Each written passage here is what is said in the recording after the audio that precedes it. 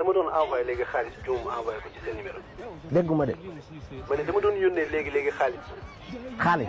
waaw ma juum envoyé ko ci sa numéro ma bëggoon nga baal ma rek nga defalaat ma ko ci numéro bi. defal ndànk xaalis bu nga yónnee lan la CFA la wala euro wala uguier wala lan la.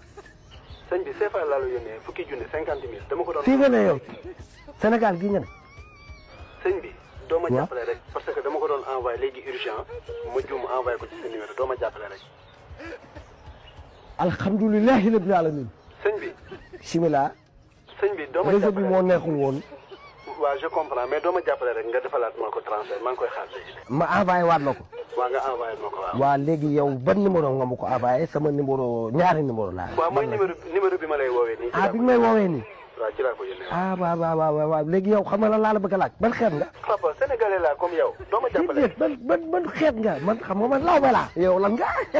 non man kii laa man jaxanke laa. jaxanke yéen seen famille mosuñu laa wax yow comme nga màgg say bàjjen wala say maam naan la ndeysaan ba nga nekkee xale pour ñun sax doo wér mosoo am feebaru xel.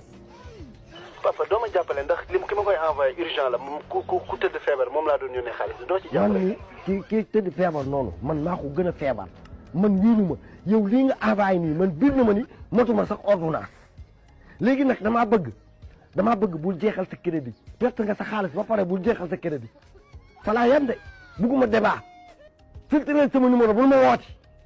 ok mais moi la bul ma woo. allo.